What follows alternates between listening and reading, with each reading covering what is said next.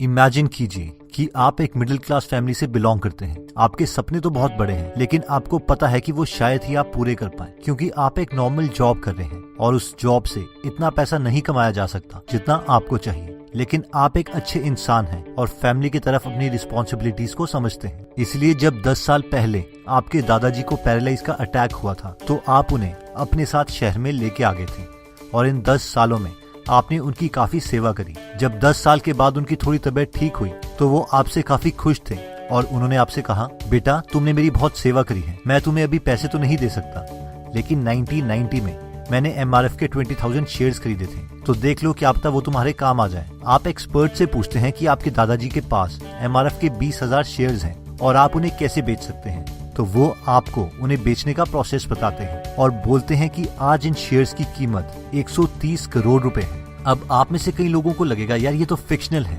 ऐसा थोड़ी ना होता है। तो हम आपको बता देते हैं कि ये ट्रू स्टोरी है और पहले हम ये क्लिप देख लेते हैं और फिर आगे बात करेंगे। Ravi, morning to you. क्या पूछना चाहते हैं आप? सर नमस्कार। सर मेरे दादाजी ने 1990 में MRF शेयर्स लिए थे 20,000 सर। अच्छा। और उनके सर्टिफिकेट्स टाइप मेरे पास दादाजी ने अभी दिए हैं। एक्चुअली ये पिछले 10 साल से पैरालाइज हो गया था इनको, तो मैं इनको गांव से अपने पास ले आया, इनका इलाज किया, तो अब जाके थोड़ा रिकवर हुए हैं। सर मैं जानना चाहता हूँ ये किस तरीके से और कहाँ सेल आउट होंगे, या जैसे मैं इनको सेल करना चाहता हूँ। आप बेचना चाहते हैं इसे? यस। यार आपको ये भी बता दें रवि कि ये जो शेयर्स हैं आपके पास, इसकी कुल वैल्यू इस समय की वैल्यूएशन के हिसाब से MRF चल रहा है करीब 64-65 हज़ार के बीच में, उसके मुताबिक करीब 130 करोड़ के आसपास आती है। अब ध्यान रखिएगा।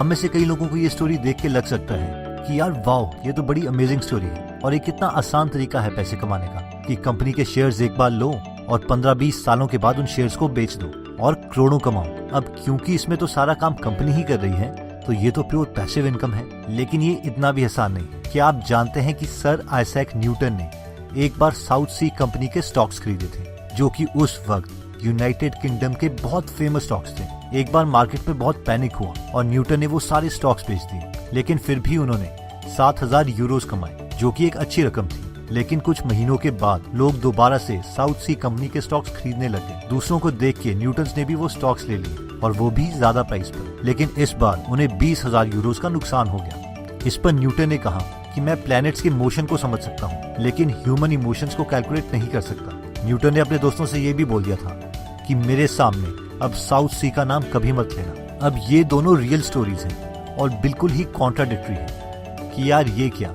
एक आदमी को 130 करोड़ रुपए मिल जाते हैं और दूसरी तरफ दुनिया का सबसे इंटेलिजेंट आदमी बोलता है कि मुझे स्टॉक्स के बारे में कुछ नहीं पता और अपने सारे पैसे लूज कर देता है। तो क्या ये शेयर्स एक लॉटरी की तरह हैं? क्योंकि अगर हमने 1990 में MRF के शेयर्स लिए होते तो अभी हमारी फैमिली करोड़पति होती। लेकिन अगर 2008 में हमने रिलायंस पार के शेयर्स खरीदे होते, जो कि उस वक्त का सबसे बड़ा IPO था, तो हमने अपने सारे पैसे लूज कर दिए होते। तो अब इसका आंसर है क्या?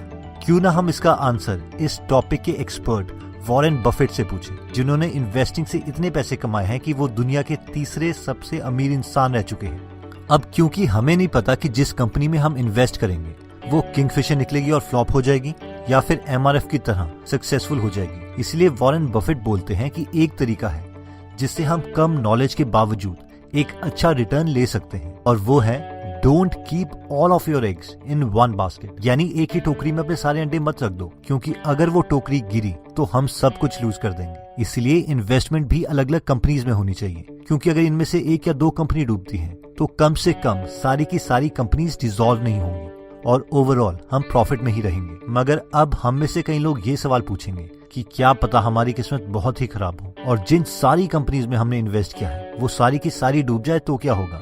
तो इस पर वॉरेन बफेट बोलते हैं कि हर किसी के पास अच्छी कंपनी को आइडेंटिफाई करने का स्किल नहीं है, इसलिए एक एवरेज इंसान को अपने देश की टॉप परफॉर्मिंग कंपनीज पर ही पैसे लगाने चाहिए। अब इससे पहले कि हम देखें कि हमें कैसे पता चलेगा कि टॉप की कंपनीज कौन सी है या फिर क्या होगा अगर टॉप की कंपनी ही फ्लॉप होगी, हम पहले इन्वेस्टिंग की दुनिया के बेसिक्स कवर कर लेते हैं ताकि हम सबको ये टॉपिक अच्छे से समझ आ जाए। देखिए, इंडिया में दो सबसे बड़े स्टॉक एक्सचेंजेस हैं, BSE यानी बॉम्बे स्टॉक एक्सचेंज और NSE यानी नेशनल स्टॉक एक्सचेंज।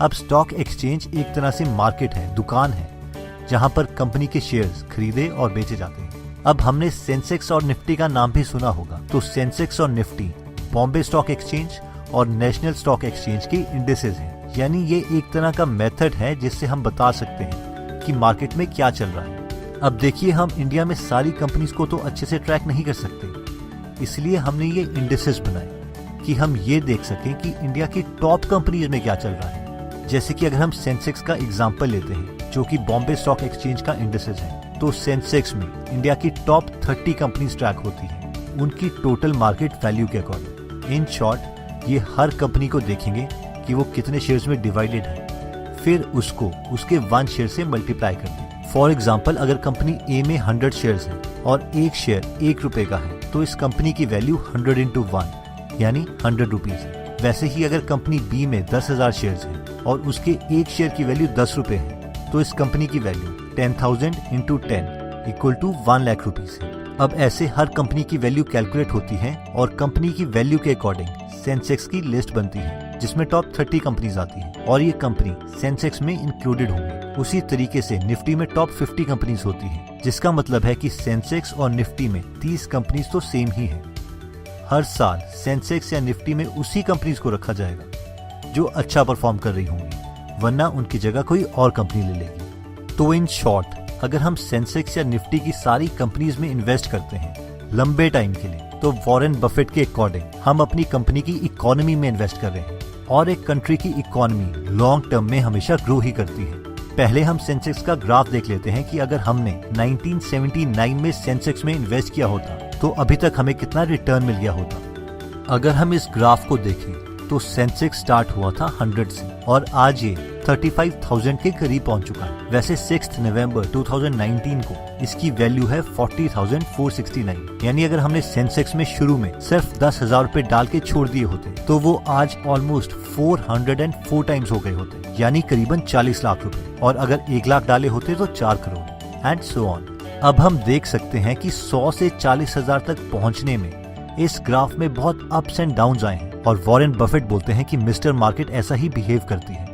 कभी ये बहुत ही रैशनल यानी समझदार इंसान की तरह बिहेव करती है और कभी कभी ये ड्रंकन यानी एक शराबी की तरह बिहेव करती है। लेकिन अगर हम इंडेक्स फंड की बात करें तो ये लॉन्ग टर्म में यानी 20-25 सालों में हमेशा ग्रो ही करती है। अब कई लोगों को पता नहीं ऐसा क्यों लगता है और वो सोचते हैं कि इतना पैसा तो मैं बैंक की सेविंग में ही कमा लेता। तो चलिए थोड़ी कैलकुलेशन कर लेते हैं। मान लीजिए आपने 1979 में 10,000 रुपए इंडेक्स फंड में लगाए थे और आपके दोस्त ने उसी टाइम पर 10,000 रुपए सेविंग में डाले थे 10% के हिसाब से। ये 10% हमने जानबूझकर थोड़े ज्यादा लिए हैं। तो अभी 2019 में आपके दोस्त के पास करीबन 5 लाख रुपए होंगे, जबकि आपके पास 40 लाख रुपए। तो जैसे कि वॉरेन बफेट बोलते हैं कि लॉन्ग रन में interest in index fund will always be higher than the bank interest. Next सवाल जो हमारे मन में आता है कि हमें क्या पता शायद इन सारी टॉप कंपनीज की हालत किंगफिशर जैसी हो जाए। तो इसका काउंटर आर्ग्यूमेंट कई इन्वेस्टर इस तरीके से देते हैं। देखिए, जब हम बैंक्स में पैसा डिपॉजिट करवाते हैं तो अप्रोक्सीमेटली बैंक हमें 7% के आसपास देता है। अब बैंक ये 7% एक्स्ट्रा पैसे कहाँ से लेके आया?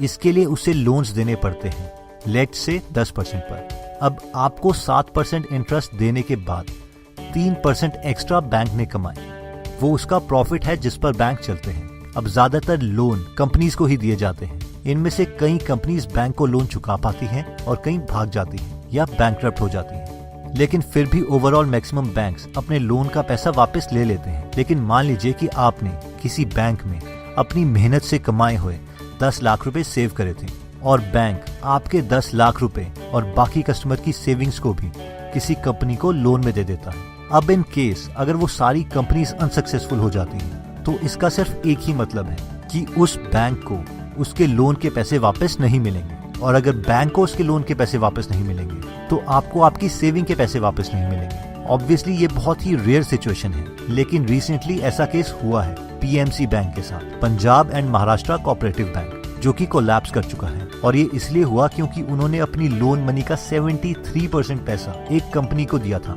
जिसका नाम था HDI यानी housing development and infrastructure limited, जो कि लोन नहीं चुका पाई और ये एक बैड लोन बन गया। इन शॉर्ट आर्गुमेंट ये है कि अगर इंडिया की टॉप कंपनीज बैंकरप्ट हो जाती है तो बहुत चांसेस हैं कि आपके बैंक में सेविंग के पैसे भी अनसेफ हैं। वैसे ये बहुत ही रेयर कंडीशन है क्योंकि reserve bank of India, government और खुद उस कंपनी का एंटरप्रेन्योर अपनी कंपनी को फेल नहीं होने देगा। इसलिए अगर हमें इंडेक्स फंड्स में इन्वेस्ट करना है तो ये तो मान के चलना ही पड़ेगा कि इंडिया की सारी टॉप कंपनीज एक साथ बैंकरप्ट नहीं हो सकती। तो दोस्तों, इस वीडियो में हमने देखा कि हमें नहीं पता कि कल कौन सी कंपनी MRF बनेगी या फिर किंगफिशर बनेगी। इसलिए in investing don't keep all your eggs in one basket, यानी हमें ज्यादा कंपनीज में इन्वेस्ट करना चाहिए और हो सके तो अपनी कंट्री की इकोनॉमी में बेट कर दो, यानी इंडेक्स फंड्स में। और वॉरेन बफेट के according index funds are the safest.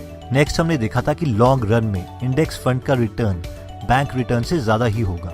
हमने ये भी देखा था कि अगर सारी टॉप कंपनीज एक ही साथ बैंकरप्ट हो जाती हैं, जो कि बहुत कम चांसेस हैं, तो आपका बैंक में रखा पैसा भी अनसेफ है। तो अगर आप ज्यादा कंपनीज में इन्वेस्ट करना चाहते हैं, यानी म्यूचुअल फंड्स खरीदना चाहते हैं, तो एक बेस्ट एप्लीकेशन है जिसका नाम है ग्रो। तो ग्रो ऐप पर हम बिना किसी लाइन में खड़े हुए, बिना कोई पेपर वर्क के, except PAN card verification etcetera, mutual funds आसानी से खरीद सकते हैं। तो आप अपनी नॉलेज के अकॉर्डिंग डिसाइड कर सकते हैं कि आपको कौन से म्यूचुअल फंड्स लेने हैं। वॉरेन बफेट के according index funds are good for long term investing. तो अगर आप इंडेक्स फंड्स में इन्वेस्ट करना चाहते हैं तो आप Nifty index fund direct growth search कर सकते हैं ग्रो ऐप पर। ये वीडियो ग्रो की वजह से पॉसिबल हो पाई है, तो डिस्क्रिप्शन में दिए हुए लिंक पे जाके आप ये एप्लीकेशन डाउनलोड कर सकते हैं। दोस्तों, अगर आप फ्री में बिजनेस या इन्वेस्टिंग से related Hindi audio book summaries सुनना चाहते हैं तो हमने आपके लिए गीगल ऐप बनाई है, जिसमें आप बुक सुन सकते हैं जैसे कि rich dad poor dad, the lean startup, the intelligent investor,